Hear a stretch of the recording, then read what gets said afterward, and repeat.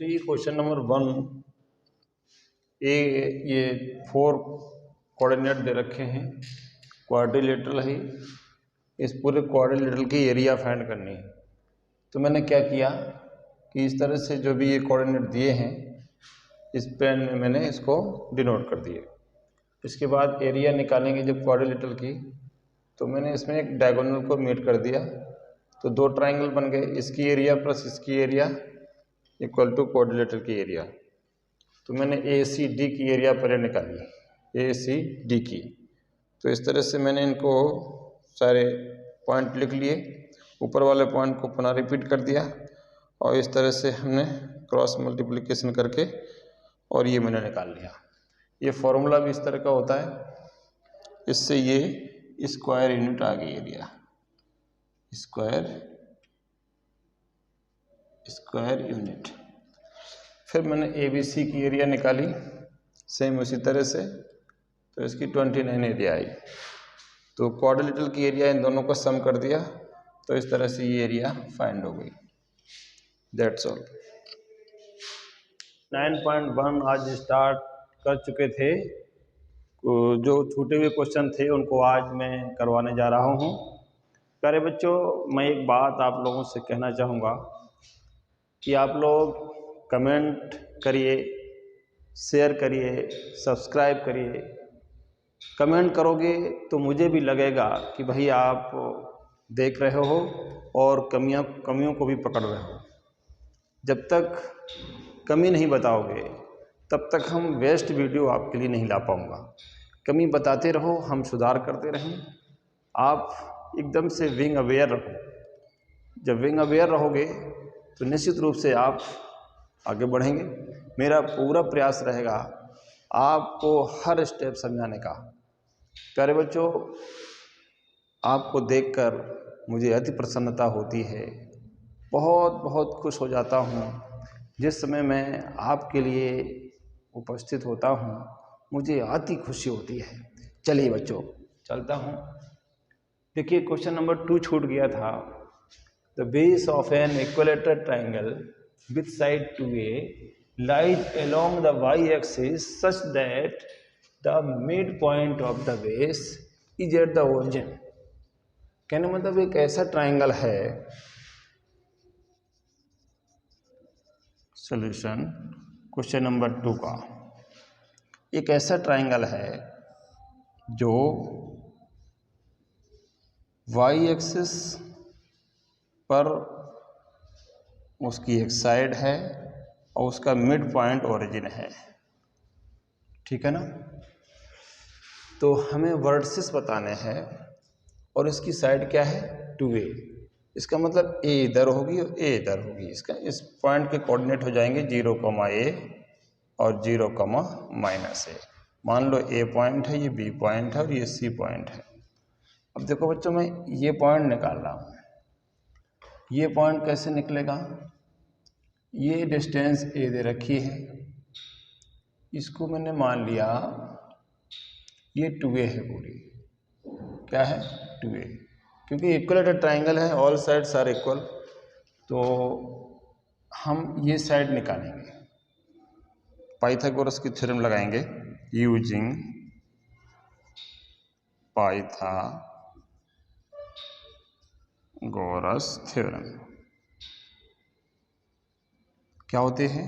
Hypotenuse का square यानी BC का स्क्वायर इक्वल टू OB का स्क्वायर प्लस OC का स्क्वायर।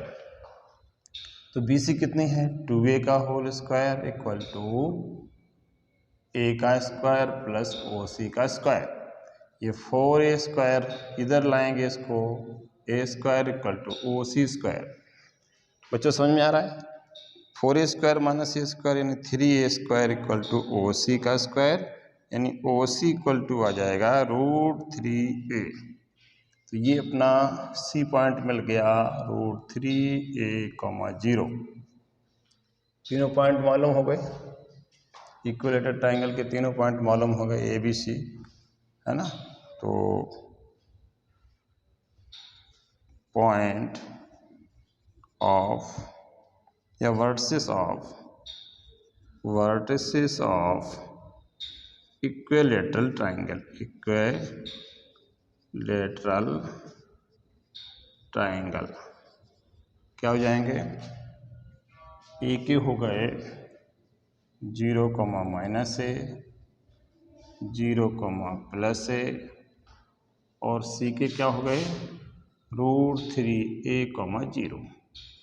अब ये ट्राइंगल इधर भी बन सकता है और 0, -a, 0, a एंड -√3a, 0, तो दोनों तरफ से ये बन सकता है।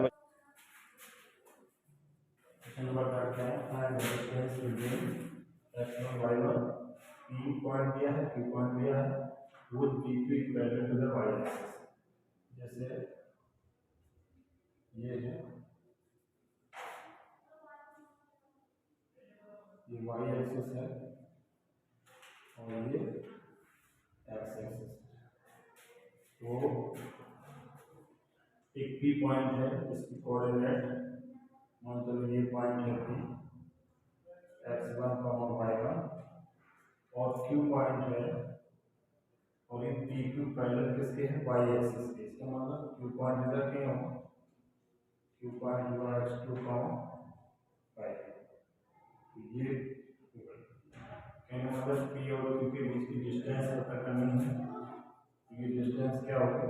यानी जो ये डिस्टेंस है x1 और x2 दोनों सेम हो जाएंगे, यानी PQ पर तो x2 - x1 का होल स्क्वायर, y2 - y1 का होल स्क्वायर। x1 और x2 सेम है, ये x1 है और ये भी x2 है, ये x1 = x2 है ना। इसकी जगह पर जब x1 देंगे x2 रखने के लिए पूरा 0 हो जाएगा, यानी PQ आ जाएगा y2 - y1 इस तरह से। सेम जब ये y एक्सिस पे पैरेलल है,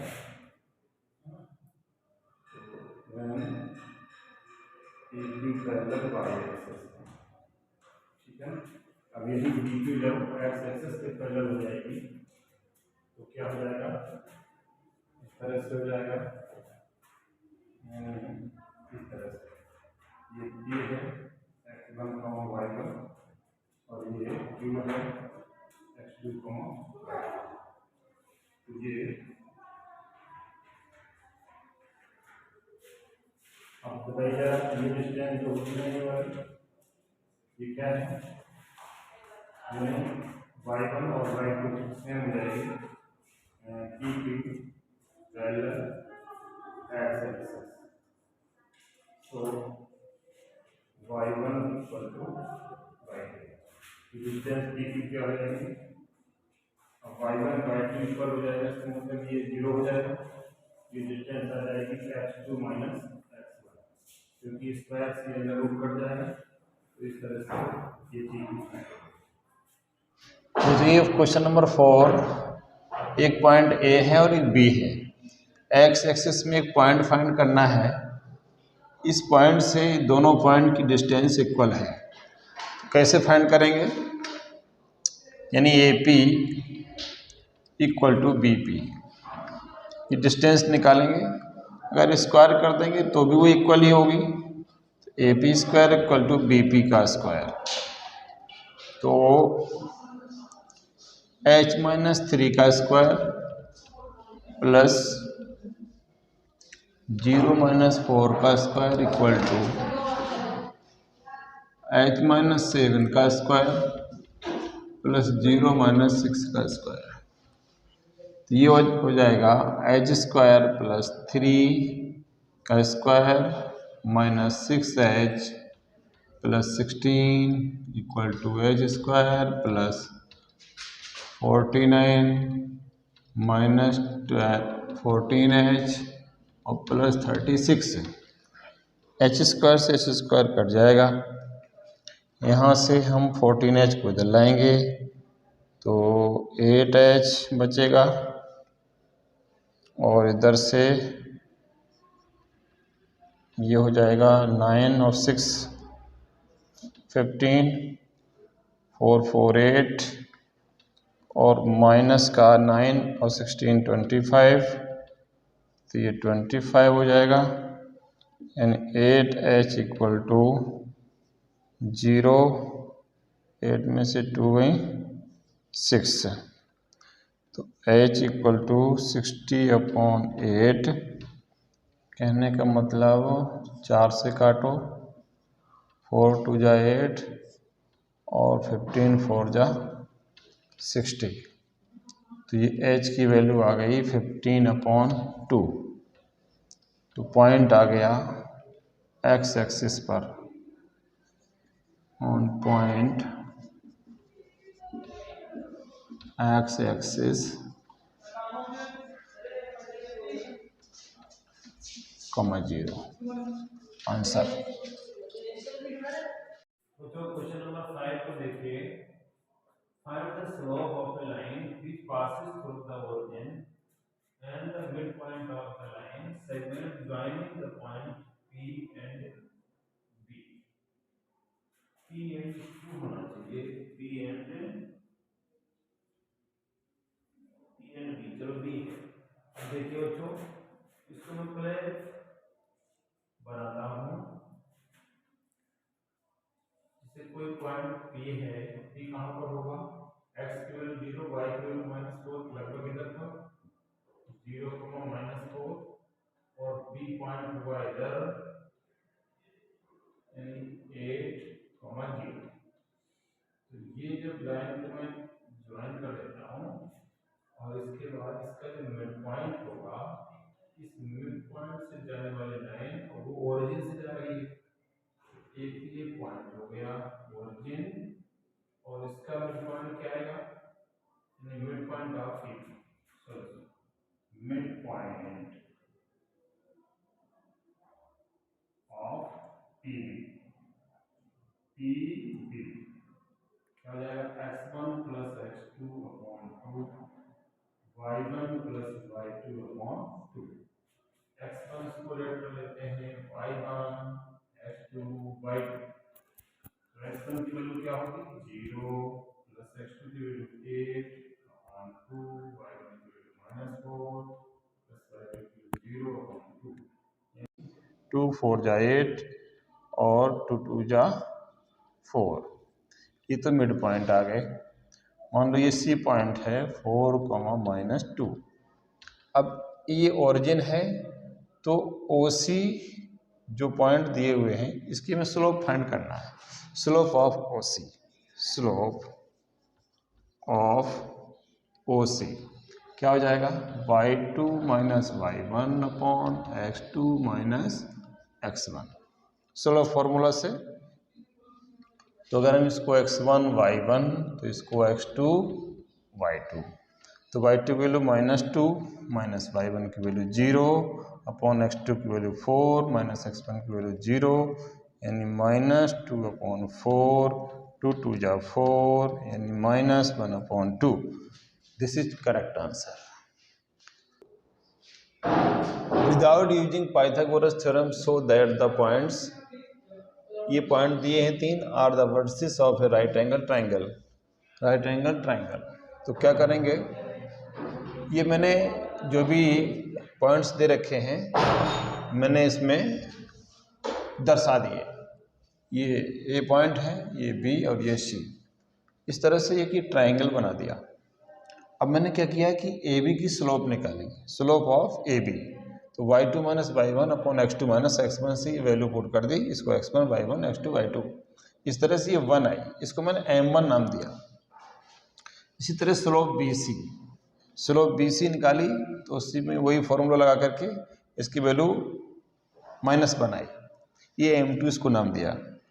तो अगर ये राइट एंगल ट्राइंगल मुझे प्रूव करना है या राइट एंगल दिखाना है तो कैसे दिखाएंगे बेटा? इसकी स्लोप प्लस इनटू इसकी स्लोप और इसकी स्लोप का मल्टीप्लाई 1 आना चाहिए माइनस में। तब जाके हम कह सकते हैं कि ये दोनों लाइन एक दूसरे पर परपेंडिकुलर हैं। जब परपेंडिकुलर हो जाएंगे इसका मतलब एक राइट एंगल ट्रायंगल निकल आएगा। जब एक एंगल राइट एंगल निकल आएगा तो इसका मतलब ये ट्रायंगल कैसा हो गया, राइट एंगल ट्रायंगल हो गया। तो BC परपेंडिकुलर AB ये मैंने दिखा दिया, इसलिए ABC is a right angle triangle. यदि आपको कहीं प्रॉब्लम किसी तरह की हुआ करे तो आप कमेंट करो, ताकि मैं आपको और बेहतर तरीके से वीडियो आपके सामने पेश कर सकूं। तो इनका सब मेरी ध्यान रखो, क्या क्या आपको प्रॉब्लम आ रही है वो आप कमेंट अवश्य करो। Thank you. Find the slope of the line which makes an angle of 30 degree with the positive direction of the y-axis measured anti-clockwise. Question number 7 क्या है, इस तरह से ये एंगल है 30 डिग्री, तो ये एंगल 60 डिग्री हो जाएगा, ये 90 डिग्री एंगल है, ये एंगल हो जाएगा 120 डिग्री। तो स्लोप क्या हो जाएगी इस लाइन की, एंटी क्लॉकवाइज, स्लोप ऑफ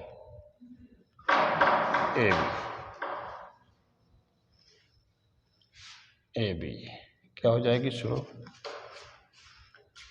ये वाई एक्सिस से 30 डिग्री एंगल पर था, अब एंटी क्लॉकवाइज मेजर्ड करना है।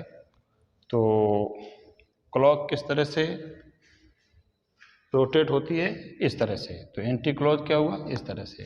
तो ये वाई एक्सिस से ये वाला एंगल आएगा 120 डिग्री। 120 की वैल्यू निकालेंगे 10 180 माइनस 60 इक्वल टू माइनस 10 60 यानी -√3। ये स्लोप हो गई बच्चों। ये कंप्लीट क्वेश्चन नंबर 8, इसको मैं डिलीट कर देता हूँ।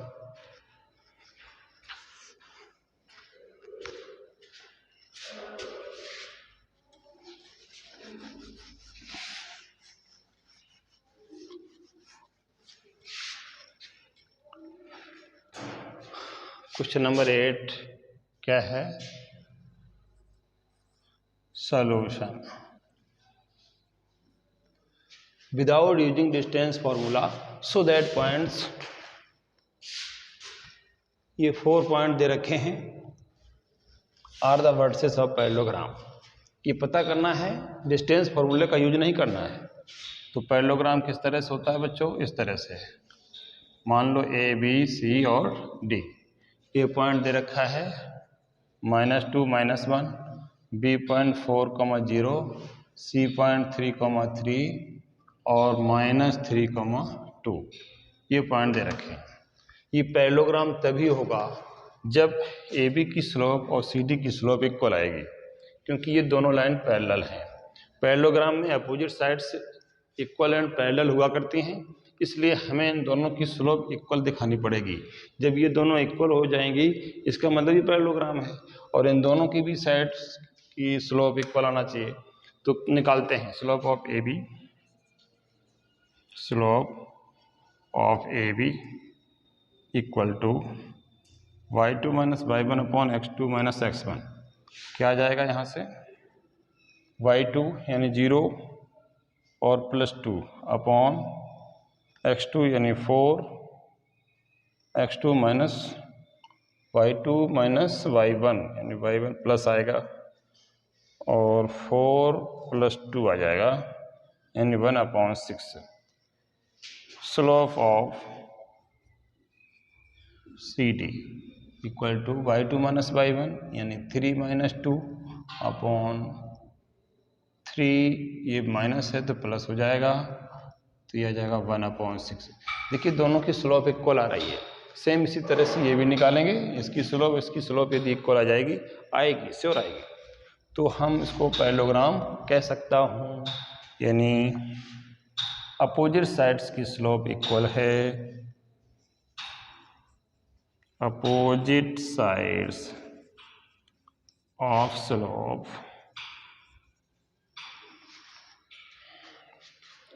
Of opposite side, slope of slope of opposite sides, slopes of opposite sides are equal,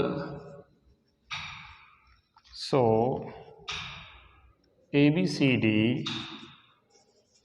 is parallelogram, is a parallelogram। ये प्रॉब्लम विदाउट डिस्टेंस फार्मूले का यूज करके मैंने बताया आपको, जब पैरेललोग्राम की अपोजिट साइड्स की स्लोप इक्वल होगी तो वो पैरेललोग्राम होगा। Next question, find the angle between the x axis and the line joining the point इतने बने। देखिए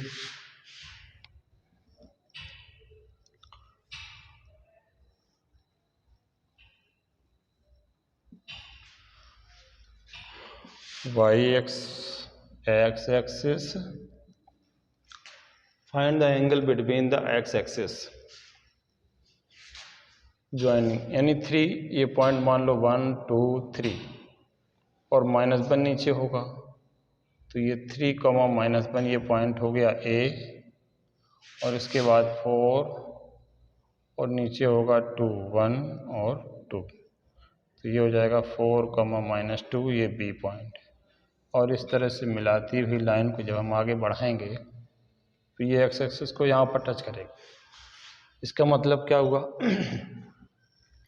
एक्स एक्सिस की स्लोप क्या हो गई, slope of x axis, slope of x axis equal to m1, इसको लेट कर लेते हैं, इसकी जीरो होगी स्लोप। एक्स एक्सिस की स्लोप 0 होती है। अब इसकी स्लोप निकालेंगे, क्योंकि ये 2 पॉइंट हैं तो 2 पॉइंट से लिखेंगे slope of A B, slope of A B equal to y2 minus y1 upon x2 minus x1। क्या हो जाएगा, y2 माइनस y1 यानी -2 और minus +1 upon x2 minus x1 4 -3, कहने का मतलब -1 अपॉन 1 यानी -1। तो देखो अब हमें इसके बीच एंगल निकालना है। क्या निकालना है बच्चों, एंगल। ये एंगल ऑब्ट्यूज एंगल आएगा, तो निगेटिव में एंगल बताना है मुझे, थीटा लेट कर लो उसको एक्स एक्सिस के साथ, यानी tan theta equal to m1 minus m2 upon 1 plus m1 m2। ये तो प्लस माइनस m1 की वैल्यू क्या है 0, m2 की वैल्यू +1 हो जाएगी अपॉन 1 + 0 आ जाएगा, तो ये स्लोप कितनी आई 1, यानी tan थीटा की वैल्यू आ गई बच्चों, tan थीटा इक्वल टू +- 1 +-1। अब अगर हम प्लस लेते हैं तो फिर ये एक्यूट एंगल आ जाएगा, π/4 आ जाएगा। अब चूंकि ये वाला एंगल पता करना है तो tan थीटा इक्वल टू -1, यानी tan theta equal to -tan 45, तो ये आ जाएगा माइनस, यानी tan 180 - 45। इसको ऐसे ले सकते हैं क्योंकि सेकंड क्वाड्रेंट में माइनस होता है tan, तो ये आ जाएगा tan 135, यानी tan थीटा, यानी थीटा इक्वल टू 135। ये अपने बीच का एंगल निकाला, एक्स एक्सिस और लाइन के बीच का एंगल निकाला। The slope of A line, अगला क्वेश्चन साफ करता हूँ इसको।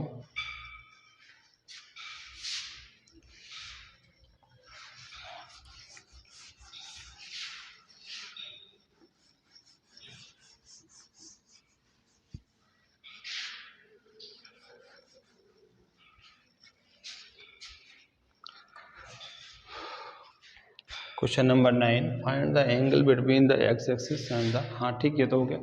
Question number 10, the slope of A line is double of the slope of another line, यानी कोई दूसरी लाइन है, उसकी लाइन की स्लोप से इस लाइन की स्लोप डबल है, यानी m1 इक्वल टू 2m2 ऐसे मान लें। If tangent of the angle between then इतना, यानी tan theta equal to ±1/3 find the slope of the line. तो दोनों की स्लोप पता करना है। Let slopes of two line m1 and m2। तो tan थीटा फॉर्मूला क्या होता है बच्चों, जानते हो सभी लोग, m1 minus m2 upon 1 plus m1 m2। ये यहाँ पर ±1/3 इक्वल टू m1 की वैल्यू 2m2 है ना, 2m2, और यहाँ पर m2 लिखा रहने दो अपॉन 1 प्लस 2m2 स्क्वायर।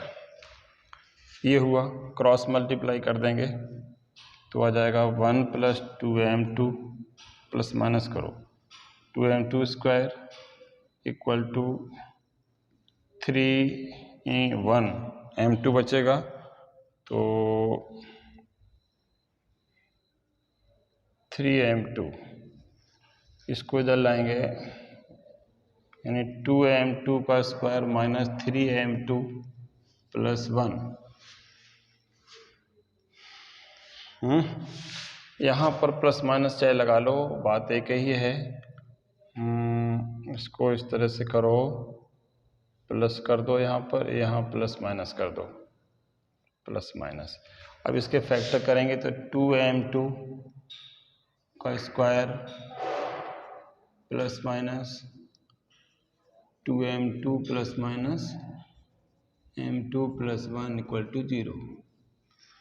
इसके फैक्टर हो जाएंगे 2m2 common, m2 plus minus 1 plus minus 1 m2 plus 1।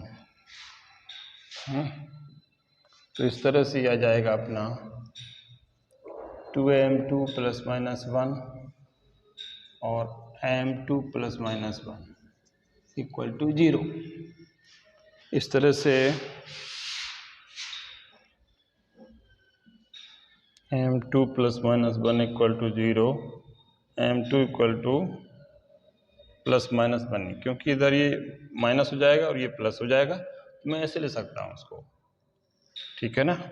यहाँ से क्या जाएगा 2m2 plus minus 1 equal to 0, तो m2 equal to plus minus 1 upon 2। तो देखो m2 की वैल्यू आ गई, तो m1 की वैल्यू क्या हो जाएगी बच्चों, यानी ये दोनों लाइन की स्लोप फाइंड करने हैं, क्योंकि वो कह रहा है कि find the slopes of the line, यानी दोनों लाइन की स्लोप पता करना है। तो एक तो ये 1 लाइन की स्लोप हो गई प्लस माइनस 1 प्लस माइनस 1/2, और दूसरी हो जाएगी यहाँ पर रख देंगे यानी प्लस माइनस 2 और प्लस माइनस 1। इस तरह से ये आपका आंसर, दिस इज आंसर। अब अपनी एक्सरसाइज में ओनली 1 क्वेश्चन बचा हुआ है, उस क्वेश्चन को भी मैं करा देता हूँ और एक्सरसाइज समाप्त करता हूँ। बच्चों ये समझ में आया क्वेश्चन? इस तरह से आप एक बार पुनः देख लेना, और फिर कोई प्रॉब्लम हो तो आप कमेंट जरूर करना, ताकि मैं उसमें और सुधार कर सकूँ। बच्चों टोटल सवाल में आ गया आपको, कहीं अगर दिक्कत हो तो बताइएगा। चलिए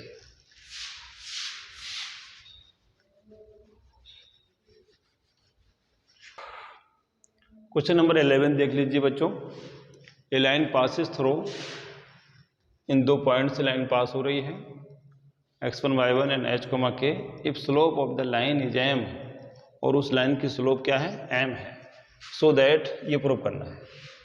तो 2 पॉइंट से पास होने वाली लाइन की स्लोप ही निकाल लो, बस सोल्व हो जाएगा ये।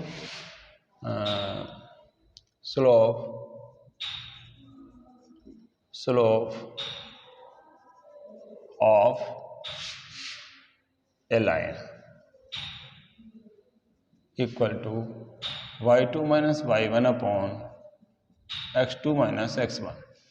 अब y2 यानी ये तो x1 y1, ये x2 और y2, तो यानी k minus y1 upon x2 यानी h माइनस x1, और इसकी स्लोप क्या दे रखी है m, क्रॉस मल्टीप्लाई यानी k minus y1 equal to m h minus x1 proved. बच्चों समझ में आया? केवल स्लोप निकाली, 2 पॉइंट से पास होने वाली लाइन की स्लोप क्रॉस मल्टीप्लाई करके इसको सॉल्व कर दिया और ये प्रूव हो गया। दैट्स ऑल बेटा, ये पूरी एक्सरसाइज मैंने समाप्त की, और कोई प्रॉब्लम हो तो मुझे बताइएगा। इस तरह से अब नेक्स्ट एक्सरसाइज की तरफ। Thank you very much.